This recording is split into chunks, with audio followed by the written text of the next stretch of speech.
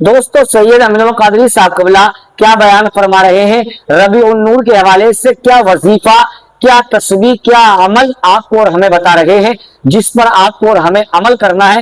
انشاءاللہ اگر ہم نے عمل کر لیا اس وظیفے پر تو انشاءاللہ زندگی کامیاب ہو جائے گی۔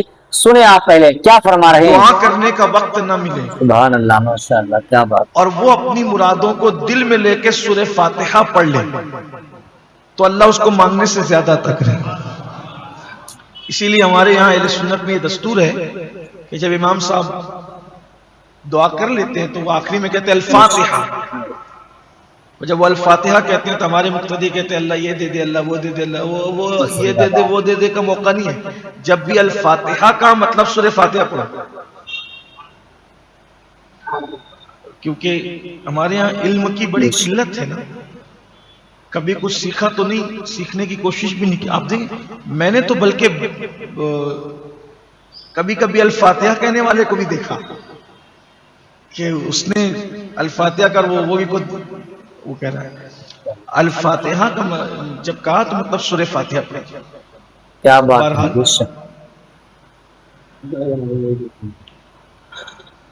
یہ ایسی سورہ مبارکہ ہے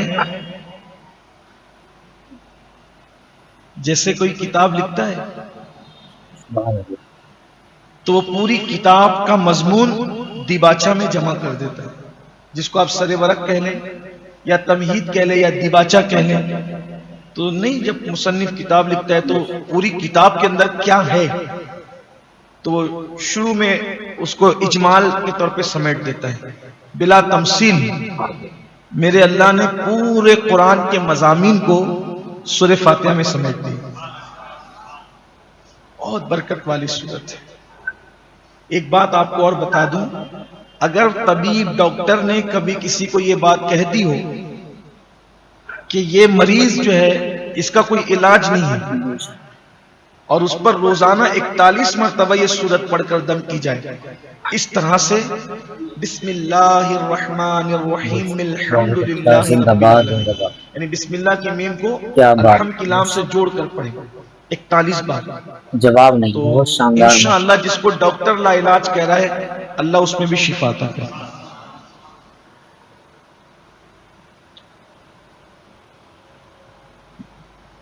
آغاز ہوتا ہے الحمدللہ رب العالمین، سب خوبیاں اللہ کو ہیں جو مالک سارے جہان ہیں۔ اس سے ہمیں درس مل رہا ہے کہ جب کوئی کام کرو تو بسم اللہ سے کرو، لیکن ساتھ میں الحمدللہ بھی، بسم اللہ والحمدللہ، یہ بھی سنت ہے۔ کسی بھی کام کا آغاز بسم اللہ کے ساتھ اللہ کی حمد سے، اس لیے کہ انسان کی زبان سے جو پہلا کلمہ نکلا وہ بھی الحمدللہ رب العالمین۔ حضرت آدم علیہ السلام کا جب مجسمہ بنایا اللہ نے، آپ نے سنا اس کو، ابھی پہلے پارے میں پوری داستان ہے، اس کی طرف میں نہیں جاؤں گا۔ پچھلے دروس جو آپ برسوں سے سنتے آ رہے ہیں اس میں شاید وہ پیش کر دیا گیا ہے، لیکن یہاں جب اللہ نے آدم علیہ السلام کا مجسمہ بنایا تو اللہ رب العزت نے آدم علیہ السلام کے جسم میں روح ڈالی، تو وہ روح جو ہے وہ پہلے ناک میں گئی، روح ناک میں گئی تو حضرت آدم علیہ السلام کو چھینک آئی۔ کبھی آپ غور کرنا، ناک میں کوئی چیز جاتی ہے تو چھینک آتی ہے۔ کوئی عام طور پہ کوئی بچوں کے ساتھ مستی کرتا ہے تو کوئی ہلکی سی لکڑی وغیرہ نرم سی اگر ناک میں ڈالے گا تو چھینک آئے گی، ہلکی سی مرچ کی بو وغیرہ بھی جائے تو چھینک آتی ہے، دھول بھی جائے تو چھینک آتی ہے۔ تو روح گئی آدم علیہ السلام کی ناک کے ذریعے سے، روح ناک کے ذریعے سے گئی تو آپ کو چھینک آئی، چھینک آئی تو آپ نے پہلا کلمہ جو اپنی زبان سے ادا کیا ہوگا الحمدللہ رب العالمین۔ اور جو بندہ الحمدللہ رب العالمین کہتا ہے گویا اس نے اللہ رب العزت کی تعریف کر دی۔ ہر اعتبار سے ہم اللہ کی تعریف کا حق ادا نہیں کر سکتے، لیکن الحمدللہ رب العالمین کہہ دیا مطلب اللہ کی تعریف۔ بہت اچھا، زندہ باد۔ تو ساری خوبیاں اللہ کو ہیں۔ اس سے یہ بھی آپ کو پتہ چلنا چاہیے کائنات میں کسی کی بھی آپ تعریف کریں وہ دراصل تعریف اللہ ہی کی ہے. یہ بات یاد رکھیں. کسی کی بھی آپ تعریف, یہ تو بہت خوبصورت ہے, اس کی ناک بہت اچھی ہے, اس کی آنکھ بہت اچھی ہے, اس کا چلنے کا اسٹائل بہت اچھا ہے, اس کا لائف اسٹائل بہت اچھا ہے. یہ سب خوبیاں تعریف کس کی ہو رہی ہے؟ انڈائریکٹ اللہ کی تعریف. کیوں؟ چلنے کا اسٹائل اچھا ہے تو چلا کون رہا ہے؟ بولنے کا انداز بہت اچھا ہے تو بلوا کون رہا ہے؟ سبحان اللہ, ماشاء اللہ, ناک کیا بڑی بات. خوبصورت ہے, بنائی کس نے؟ آنکھ بڑی حسین ہے, بنائی کس نے؟ لب اس کے بڑے سرخ ہیں, بنایا کس نے اسے؟ بال بڑے نرم ہیں, بنایا کس نے؟ ساری خوبیاں اسی کی. اس لیے کہ جو بنا ہے بڑی سے بڑی چیز سے لے کر چھوٹی سے چھوٹی چیز تک سب بنانے والا اللہ ہے اور سب خوبیاں اسی کی. یہاں آپ کو ایک بات کہنا چاہتا ہوں, مسلمان اپنے اللہ سے بہت دور ہو گئے, بہت دور. اس کو دوستوں پر جتنا بھروسہ ہے اتنا بھی بھروسہ اس کو اپنے اللہ پر نہیں. ابھی قرآن شریف میں ایک آیت آئی تھی, آپ نے غور کیا ہوگا کہ اللہ پاک فرماتا ہے قرآن شریف دوسرے پارے میں کہ میرے بندے میرے بارے میں آپ سے پوچھتے ہیں, میرے بندے میرے بارے میں آپ سے پوچھتے ہیں اللہ کہاں ہے, تو ان سے کہیے کہ وہ تمہارے بہت قریب ہے اور وہ تمہاری فریاد کو سنتا ہے. یقین جانیں اگر قرآن ہم سمجھنے لگے تو ان آیتوں کے آنے پر آپ کی آنکھیں چھلک پڑیں. وہ پڑھنے والے جو لوگ روتے تھے نا پہلے, پڑھ کر کے سن کر کے روتے تھے, وجہ یہ تھی کہ وہ قرآن سمجھتے تھے, ہم سمجھ نہیں پاتے. بہرحال اس کی برکتیں تو سننے کی بھی ہمیں ملتی, اللہ توفیق عطا فرمائے. تو ہمارا جو اللہ ہے جس کو ہم اللہ کہتے ہیں, الہ کہتے ہیں, رب کہتے ہیں, ہر خوبی اسی کے لیے ہے اور وہ تمام عالمین کا پالنے والا ہے. وہ سب کو پال رہا ہے, سب کو رزق دے رہا ہے, سب کو وہ سانسیں دے رہا ہے, ہوا دے رہا ہے, پال رہا ہے, پالنے والا ہے. زندہ باد, زندہ باد. اچھا جب کوئی کسی کو پالتا ہے کیا بات, تو پالنے والے کا پالنے کے پیچھے ایک مقصد ہوتا ہے. جیسے مجازی معنوں میں تو لیکن تو بکریاں ہم پالتے ہیں, بکری پالنے کا کوئی مقصد ہے کہ دودھ نچوڑیں اس سے. مرغیاں پالتے ہیں انڈے حاصل کریں یا بزنس کریں. ہم اپنی اولاد کو بھی پالتے ہیں تو نیت یہ ہوتی ہے کہ بڑے ہو جائیں گے تو کام آئیں گے, کوئی نہ کوئی مقصد ہے, لالچ ہے. تو اب ایک سوال پیدا ہوتا ہے کہ اللہ سب کو پال رہا ہے تو پالنے کے پیچھے اس کا کیا مقصد ہے؟ تو بے نیاز ہے. باپ اولاد کو پال رہا ہے تو کہیں بڑھاپے میں کام آئے, ماں پال دی تو بڑھاپے میں کام آئے, بڑا ہو جائے جوان ہو جائے تو میری مدد کرے. وہ تو بے نیاز ہے, وہ کیوں پال رہا ہے؟ تو آگے جواب دیا الرحمن الرحیم, کسی مقصد سے نہیں پال رہے, وہ مہربان ہے اس لیے اپنی مہربانی سے تمہیں پال رہا ہے. وہ شان کریمی سے اور شان رحیمی سے پال رہا ہے. اور رحمان کا مطلب ہوتا ہے بہت زیادہ مہربان, بہت مہربان, اس کی طرح کوئی مہربان نہیں. اسی لیے بندوں میں کوئی رحمان نہیں ہو سکتا. آپ کسی انسانوں میں کسی کو رحمان, کچھ لوگ لا علمی کی بنیاد پر جن لوگوں کا نام عبد الرحمان ہوتا ہے اس کو رحمان رحمان کہتے ہیں. یہ گناہ ہے, رحمان نہیں کہہ سکتے, عبد الرحمان کا بہت سختی ہے اس پر, کیونکہ رحمان کا مطلب ہوتا ہے بہت مہربان, یعنی جس کی مہربانی کی کوئی حد ہی نہیں ہے اس کو کہتے ہیں رحمان. آپ کو بتاؤں بے حد مہربانی کیا ہے؟ اگر کوئی بیٹا اپنے باپ سے بغاوت کر دے, بیٹا, تو باپ کیا کہتا ہے؟ نکل, چل نکل گھر سے. صحیح ہے, کھانا پینا سب بند. ٹھیک, دنیا کے کروڑوں لوگ اس سے بغاوت کر رہے ہیں, یعنی کہ اس کو چھوڑ کر کوئی درخت کی عبادت کر رہا ہے, کوئی ندی کی عبادت کر رہا ہے, کوئی پتھر کی عبادت کر رہا ہے, لیکن اس کی شان رحمانی تو دیکھو, جو باغی ہیں ان کو بھی رزق دے رہا ہے, جیسے وفاداروں کو دے رہا ہے باغیوں کو بھی دے رہے ہیں. اس کی کیا حد ہے بات, کوئی؟ بہت اچھا, زندہ باد. انسان اپنی اولاد کی روزی روٹی بند کر دیتا ہے جو اس کے اختیار میں, اگر وہ بغاوت کر دے تو لوگ اخبار میں دے دیتے ہیں, فلاں میرا بیٹا نہیں ہے, وہ اس کے بارے میں مجھ سے کوئی کانٹیکٹ نہیں کرنا, وہ شرابی ہو گیا, یہ ہو گیا, وہ وغیرہ وغیرہ. کیا بات. لیکن اس کی شان تو دیکھو.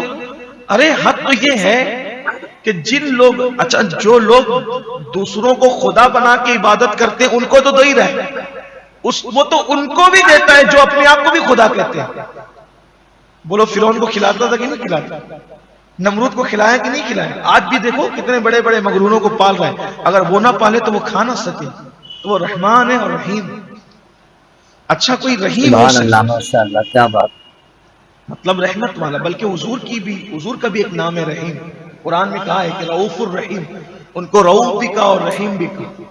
لیکن وہاں بھی بہتر ہے کہ عام انسانوں کو ڈائریکٹ رحیم نہ کہیں, عبد الرحیم کہا کریں. لیکن اگر رحیم کہہ بھی دیں تو کوئی گناہ نہیں ہے, کوئی حکم سخت نہیں ہے, کیونکہ قرآن نے بھی کہا رحماء بینہم, کہ وہ آپس میں ایک دوسرے کے ساتھ رحیم ہے, رحم کرنے والے, رحمت کرنا. اب رحمان اور رحیم سن کر کوئی حد سے آگے نہ بڑھ جائے کہ بھئی وہ بہت مہربان ہے, رحمت والا ہے, تب چلو زنا کرو, شراب پیو, حرام کھاؤ, بغاوت کرو, جو جی میں کہو.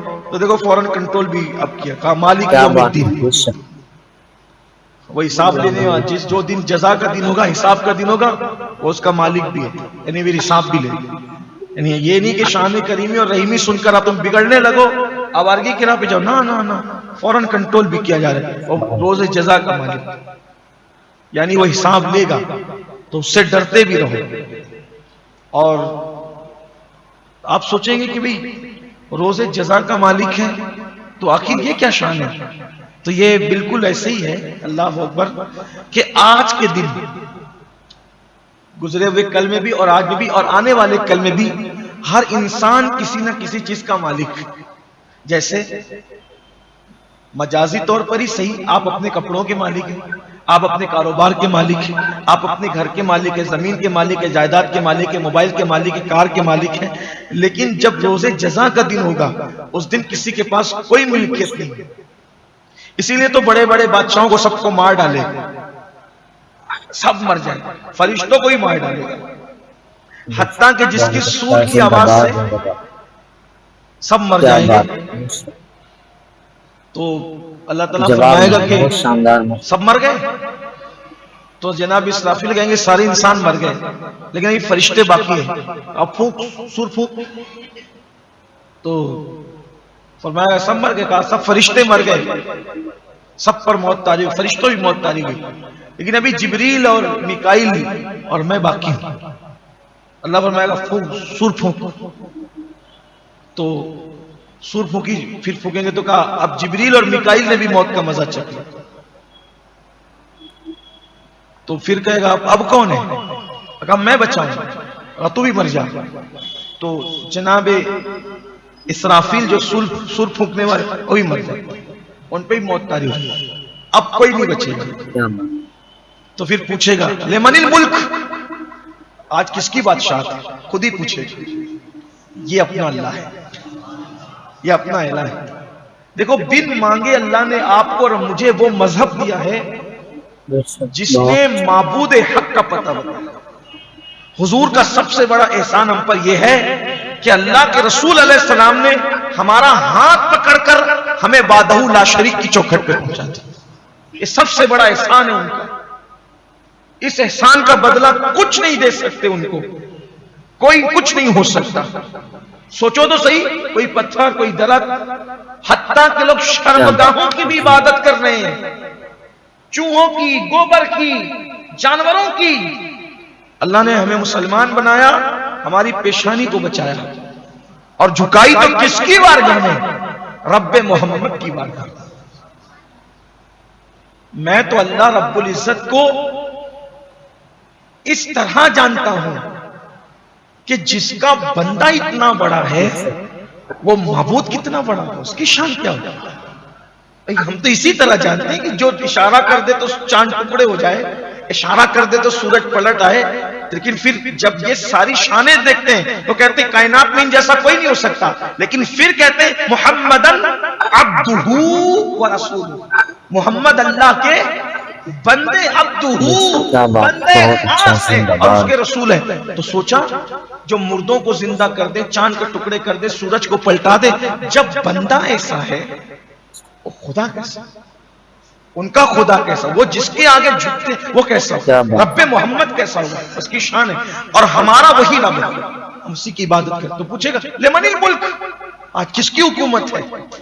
کوئی جواب دینے والا نہیں ہوگا، پھر خود ہی جواب دے گا، للہ الواحد القہار، آج تو اللہ کی حکومت ہے جو ایک ہے، اکیلا ہے، اور